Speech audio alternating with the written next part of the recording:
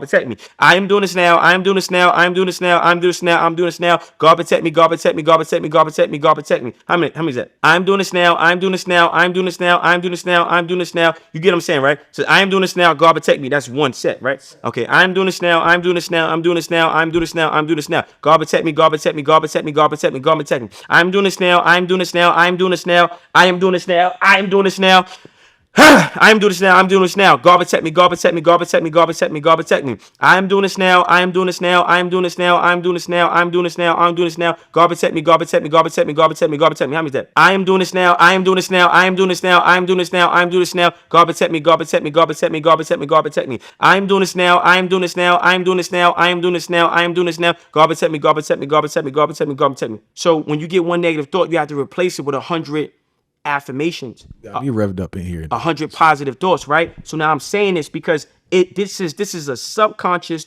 emotional exorcism, right? This is a subconscious emotional exorcism because my subconscious mind is creating emotions based upon the thoughts I'm thinking repetitiously, subconsciously, and I'm being conditioned to think these thoughts that make me feel inferior, not abundant, not strong, not powerful, not intelligent, not superior because I am superior, right?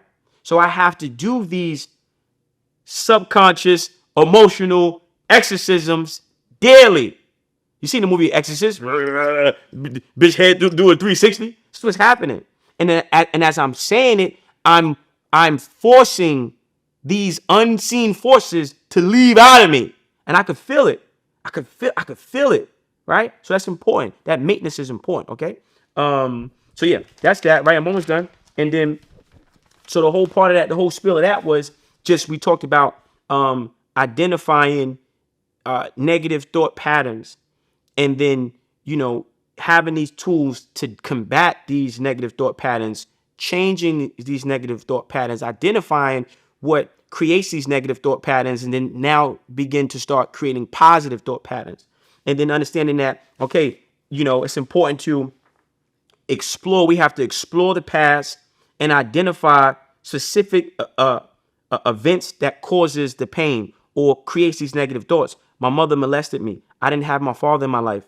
My grandfather, didn't have a father in his life, but he loved me. He wanted to be the father for me, right? My grandmother, she tried her best, but she grew up with abandonment issues because my great grandmother treated my grandmother like shit and treated my grandmother's sister better than my grandmother. So my grandmother grew up with these issues, right? Not having family and having her own personal issues. And then that became like a thing that, generational curses, right? That's being passed down. That lack of confidence, that lack of love. I remember my grandmother was affectionate, but she wasn't as affectionate that you would expect a grandmother to be, right? So these are things that created abandonment issues in me, created low self-esteem in me, lack of confidence in me, right? And then I had to, you have to start being introspective because every negative thought has a root. It comes from somewhere. We're not born with this thinking. We inherit it. And then when we start to understand where the inheritance came from, then now we can start to dissect it. We can start to heal. We can start to deal with it and find and seek and find tools relevant to help us deal with it and strengthen and develop those tools, right? So it's important to, through meditation, think back, go to those darkest moments. My mother, I'm 5 years old. My mother's going out to get high. She's taking me. She beat me within an inch of my life and then put me in the fucking closet and locked the closet. And you stay here. You better not go nowhere. And she's going out because she can't find a babysitter. So now the closet is the fucking babysitter for me. I'm in a hallway like this and the light don't work. So I'm sitting in the dark. You know what I mean? Banging on the fucking door trying to get out that motherfucker. Right? And I'm sitting there and it's like this fear. And then my mom's, she made me watch Chucky, right? She made for hours, like just crazy. I'm watching Chucky every single day. And she had like Cabbage Patch dolls. My mother had a lot of dolls, right? And then my mother would put the doll on the end of the bed, go get a real butcher knife from the kitchen, put it in the doll's hand, and say, if you move this bed, you see what happened in the movie, this is going to do that to you. So I'm sitting there in fear, paralyzed, right? I can't fucking move. And my mom's is leaving out. And I'm looking, I was afraid of dolls until I was about 20 years old. I had a phobia of dolls for so long because of this, right? So these are things when I'm talking, you got to go to your darkest, most moments that you try to block out and turn the lights on and look at it. Because these are where these negative thoughts come from. These are where these demons are hiding, right? And then now once you start to identify the causes of your pain from your past and you face it head on, right? The next thing is you role play those events with yourself, right? And when you get strong, you got to role play with yourself first. And then you bring in other people that you trust, that you love to help you role play these things, right? So the role play is going to give you more clarity, a deeper understanding of those events, but also your strength that you gain from those events. And then now you bring that strength into that scenario. I'm not looking at the doll the same. I don't look at the Chucky doll the same. I was afraid of Chucky for a long time, right? Now I can watch Chucky and laugh and say, oh, okay, I understand the difference, right? So so role playing is very, very important, right? Also, you need a reinforcement calendar. And the reinforcement calendar is identifying the things that motivate you, that pump you up, right? And then when you feel that doubt, you indulge in the thing that is conducive to making you feel better, as long as it's healthy, right? Not a form of escapism. I'm not running because a bottle of wine and Don Julio will make you feel good, but it also will destroy you because it's not a real, yeah, right. So it's important to have internal things that make you feel good. It's important to understand. We talk about the role playing and understanding the negative thought patterns, and then now creating positive thought patterns, right? And having healing, because we're dealing with white supremacy. We're dealing with institutional oppression, right? And we're going to the clinic to get medicine, but they're putting poison in the bottles, right? So it's important for us to have these type of conversations and give these experiences and the wisdom, right? So like you said, you're going through, playing D1 basketball, having a great family, right? And these things never being enough, because there's a conversation that you need to have with your younger self about gratitude. There's a conversation you need to have with your younger self about peace, right? There's a conversation that you need to have with your younger self about goals, deadlines, and destinations, and identifying what the actual destination is. Because if you're working towards something, right, and then you get there, but that's not the destination, right? It's not the fun, right? And then when you get there, you're like, fuck, I'm ready to go somewhere else, fuck, right? So when you understand what the destination is, you realize that you're already there. You're already there, right? And in the car driving up, we was talking about this, right? Don't act like you're rich. You're already rich, so act like it. Don't act like you're great. You're already great, so act like it, right? You're already where you need to be. Stop acting like you're where you need to be. Realize that you're already there and act like how you're supposed to act by already being there. See? And then these are the lessons that you teach your younger self. And then now you start to have a different relationship with gratitude. You start to have a different relationship with expectations. You start to have a different approach in terms of cultivating goals and things that you want to have in your life, right? And then the appreciation value increases. When you were here last time, right? You had a phrase you called the era, we're in the digital crack era, right? Mm-hmm. Music was your focus of the conversation. But what about podcasts and social media? I've been really analyzing podcasts lately. I was reading an article. It's not facts, but it's a theory about how they funded hip hop, this and that. And the messages that they give out are so dysfunctional, and they promote dysfunction in the family. So right. Do you think should we add podcasts in the digital crack era? Yeah, most definitely. I think so. You know, like I said before, music is like they use crack to break down the family structure in the communities in the late 70s, 80s, right? Now they begin to use music as a way of digital crack to break down our communities, our family structure, the black family structure, et cetera, et cetera. So it's almost like a song. I said a song is a dime bag of crack, and a podcast is like 1,000 grams of crack or a brick, right? And see, one line, it's a lot more power to push an agenda in a podcast. It's a lot more power to push an agenda in a film versus a song, like a movie versus a song, right? So it's like one line creates you talking about music, right? Like one line, one rap, or one song can create a impression, but a visual creates a indoctrination, right? Teaching a group to accept beliefs without question, right?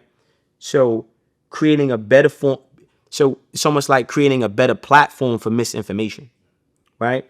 And a tool being used to maintain white supremacy, right? Also disguising the Willie Lynch letter, making it digital, then using social media to distribute it, further enslaving the minds of our people. Okay. And then with like when we understand, the Willie Lynch letter emasculating the black man, hypersexualizing the black woman, right? Feminizing the black man, putting the black man against the black woman against the black man. You see all these pop the balloon challenges and stuff like that, right? Putting us at odds with each other so we don't procreate, we don't have lasting families, we don't build communities, we don't build a nation. And that's all just to protect against white genetic annihilation. This is just a form of white supremacy, right? And because they know that they're inferior, they know that they're not the majority, they're the minority. So they have to use media and technology as a way to maintain white supremacy, right? They establish white supremacy through slavery. They maintain white supremacy through institutions they develop and laws. They expand white supremacy through appointed leadership over those institutions, and then they refine it through food and technology, right? And by food, I mean like alcohol, marijuana, right? They put synthetic prescription drugs in the marijuana, synthetic crack, cocaine, heroin, dope in the marijuana. This is why when you see these potheads, they display the mental insufficiencies of drug addicts, right? Schizophrenia, bipolarism, right? The foods are creating autism. The food is creating cancer, prostate cancer for men, thyroid cancer for the women, and stuff like that, right? Like we're going through all these nutritional warfare. It's a nutritional warfare. It's a chemical warfare. It's a nutritional warfare. It's a digital warfare in terms of media. I feel the podcast plays a part in that, but it also gives us an opportunity, like to have conversations like we're having now, to bring awareness, in terms of who we are, how powerful our minds are, and how to cultivate tools to combat against white supremacy and mental slavery. So that's my perspective on that. Within the last couple of years, especially the last year, it's been a lot of people been getting exposed. I remember you spoke about your experience like way early on Math Hoffa. Yeah, right? For sure. How was that for you when you saw like, because I know when we go into things, we don't fully understand what we're getting into. When you were exposed to that, like, what was your reaction when you saw these things? Like, I'm good. Right? This ain't y'all. I mean, I've been in prison, right? You got homos and you got dudes that's sneak thieves and right. You are who you are wherever you are. So it doesn't matter what environment you place me in. I'm not a homosexual. I'm not a rat. I'm not a coward. I fear nothing but God. I'm never outnumbered, because if I'm in a situation where it's one of me and 100 of you, then God put me in this situation to show you that I am your superior. And I'm going to step on 100 motherfuckers like the Spartans in this bitch. So I've never been docile. I've never been weak. I've never been none of that. So when I instantaneously knew it was compromised, I would peek it. I'm in the studio. I'm not going to say no artist names. I'm in the studio. There's no females in here. The lights is out. Everybody smoking and drinking. It's like this play energy. Yo, man, I'm out. I'm out. Fuck the song. I'm out. What role do we play as a community in allowing wickedness behind the scenes to go unchecked and unexposed? I think that's a situation. It's a case by case basis, right? And yeah, I think it's a case by case basis, right? Because I speak on things that most people don't have the nuts to speak about, right? So You think the reason I'm asking, do you think as many people speak about it like you would, or majority stay silent? well, for the ones that stay silent, it's because they have a vested interest in the fuckery, right? So if you know, my grandfather used to always say, never build a house in another man's backyard, because the only house you could build in another man's backyard is a tree house or a dog house. And I don't bark, and I don't like splinters in my ass. So I ain't building a tree house. I'm not building a dog house. I'm building my own house in my own fucking yard, in my own backyard, on my own goddamn land. So there's a certain immunity that comes. There's a certain immunity and protection that comes when you do it with God. It's a certain immunity that comes when you don't sell your soul, right? So you know the story, right? Where they say, yo, Jesus got on a mountaintop with the devil when he said, yo, I'll give you this if you just bow. And Jesus is like, fuck nah, whatever, shit. What benefit for me to gain the world but lose my soul? But what the part they left out in the fucking Bible was, there's another mountain that you can climb, right? God's mountain. And it's higher than the devil's mountain. You climb that whole mountain, and when you get there, you get all the riches and the shit. You can have richness and wealth in this life, right? By not selling your soul. It may be a longer route, maybe a harder mountain to climb, pause, right? But you can do it, right? So I think people don't really understand how powerful God is and how much power the devil doesn't have. See? And then when you understand that power that God has, and the protection that God gives you by going on a parallel path, just me, myself, I'm successful. I make money. I'm not doing nothing illegal. I don't sell drugs. I'm living the right way. And I strive to be a better man, right? Every single day, every second. I'm always trying to, and that's intention, right? It's important, right? I want to be better, right? I think the people who are afraid, they signed the wrong deal. They put the wrong jersey on. They playing for the wrong motherfucking team. And if you look at what's going on, all these artists that are successful now is Rico case this and this person's investigation. The devil gives you today what he takes away tomorrow. Or he gives you something too fast to where you don't develop the mindset relevant to maintaining and keeping what you're receiving. So that's why the devil is instant gratification, but God is delayed gratification. And through that delayed gratification, you're prepared, you're battle tested, you got skin in the game. You see? So most people don't speak out about shit because they're part of this shit. Do you have any OGs in your life, old heads, who still give you game? My whole life, I've been searching and searching and searching and searching. And then I'm starting to realize when I watch these podcasts and watch these interviews, ain't nobody talking like this. Nobody taught me to talk like this. Where did this come from? Came from me. Came from God. Only master I got is God. I got no other master. I got God. Only OG I got is God. I'm saying original God. I'm saying, you feel me? You got an OG, you know what I'm saying? Fuck OG. You know what I mean? OG where? It's come from God, right? It comes from my relationship with God. We all get provision from God. We get revelations from God. Once I found out about the story of Solomon, how he prayed for wisdom, I started praying for wisdom and asking God for wisdom. OGs out here wasn't giving me shit. He was shunning me away. Feel me? Telling me some shit. Feeling like I'm competition. You ask too many questions. Man, fuck out of here. You know what I mean? And this happened to me my whole life. I always had a hunger. I had an unquenchable thirst for knowledge. So I meet somebody older who I respect, whatever, and I'm asking them. I'm pressing the issue. Jeter has seen this. He's seen me with people older than me, right? I'm pressing them. Every time we all get to the point of what, Jeter? I'm trying to get this knowledge, man. Fuck you talking about? I want to, you feel me? And then what happens is my hunger for knowledge highlights their personal inability to apply the knowledge I'm trying to get from them to their personal life. So they miss that point in their life. Now it becomes a reminder of the resentment that they have because they had the inability to apply that shit to their own life. So the more I come around, now I become a motherfucking reminder. Fuck them motherfuckers. But when I go to God, God is almighty. So God is giving me what I need. God is giving me the hydration that I need for this thirst for knowledge that I have. I am the master. Fuck you talking about. So this is what it is. You understand? I'm going to repeat that because this is what y'all motherfuckers need to catch this. My hunger for knowledge becomes a highlight for the regret that they have for not reaching their full potential. You see? So the knowledge that I'm trying to get from them reminds them of the inability that they had to apply that shit for themselves. And now they can't be the beneficiary of the knowledge I'm trying to extract from them. So they'd be damned if they give me something so I can learn to get something that they never had the chance to fucking get. Do you think? So fuck them fake ass OGs. Do you think that's one of the big reasons for the generation gap? For the Absolutely. That's why I said it that way. Huh?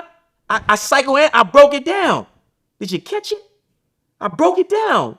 My thirst for knowledge.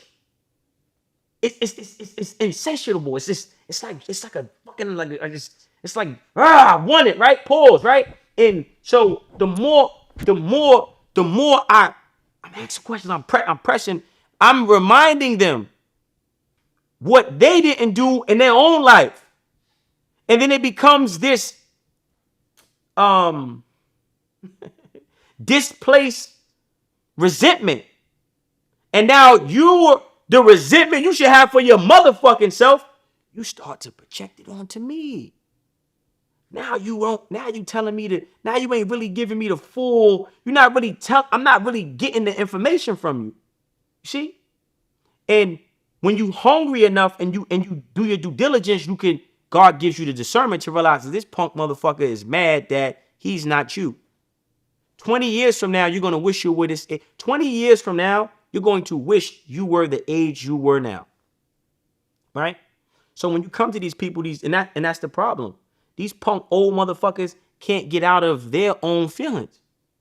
And they like to run. They ran from that. So when you come around, you become the reminder by asking them to give up the information. So when you thinking you getting some advice from an OG, you're opening up old wounds for them. And they would like those wounds to stay closed. So they give you the wrong information, half information, or keep it short, or start to get aggressive and disrespectful with you when you get to a point where you just open the wound up too much for them, and it's like they can't take it no more. So now they react and they burn the bridge and they sever the relationship. Okay? Fuck them old motherfuckers. That's how the young people feel. And the only key to bridge that gap is for these old punk motherfuckers to do something with themselves. So when a person comes to you, you ain't trying to sell me some shit that you supposed to give me anyway, you punk motherfucker. Motherfucker came to me, right? Gonna tell me, you getting money now off your interviews. I can't get a couple dollars. You supposed to be the person I'm coming to for advice, for counsel. And now you pocket watching me. You wasn't with me shooting in the gym, motherfucker. You was just with me when I was shooting in the gym, but you ain't never grab a rebound. You never bought a bottle of water, huh? Never bought me no fucking ace bandage or ice packs to ice my fucking knees up.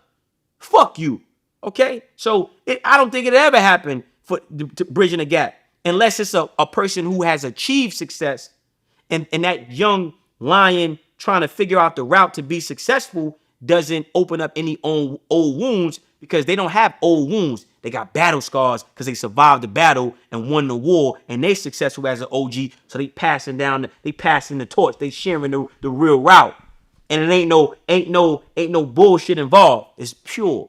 When I talk, I'm pure with it. I'm pure with it. Another side of the equation I've heard, right? Yeah. And if you young motherfuckers, my number is 917-907-3687. 917-907-3687. If you need somebody who's a little older and more experienced, and they're gonna give it, if you need to come to me, man.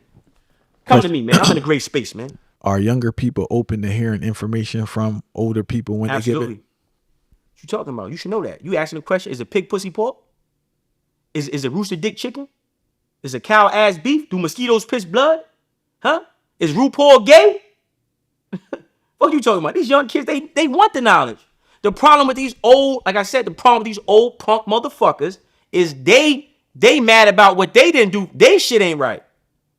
So you can't give the information from a genuine good space. Kids sense that. They don't even know that they pick up on it, but they know, like, this ain't coming from a good spot, man. Get the fuck out of here. You know what I'm saying?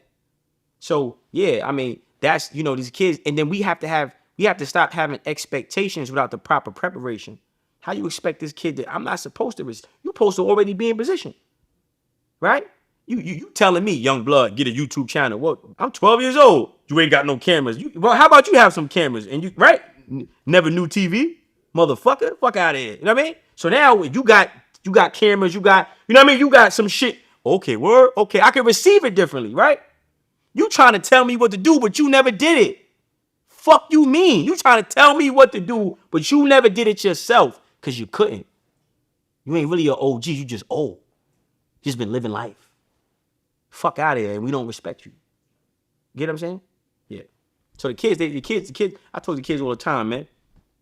I told the kids all the time, and they receive it, but they hit you with that, right? Is you doing it? You know what I mean? Like, you feel me? Did you do it? Right? Like, yeah. And if you ain't do it, you ain't qualified to speak on it. And stop trying to speak on it because you got gray hair. That shit don't mean nothing. Fuck you mean? That shit, you ain't douche. You just here. You just alive. You just been living. That shit don't equate to OG. It's experience. And what did you learn from your personal experiences? How did you recalibrate? How did you make adjustments? And how did you overcome it? How did you become successful? I just told you my mom's molested me. I just told you I went through the system. I was in prison. I was suicidal. I was fucked up. This shit I gave you, I did it. I healed myself. It works. You hear me? I'm not telling you no bullshit. I use this shit and it works. And it's working every second. It's working right now. Okay? So that's someone who you listen to. Someone who had success in the area that they're communicating to you about. Not someone who's just living life. You 50, but you on the corner. Fuck out of here. You know what I'm saying? Like, we ain't jacking you.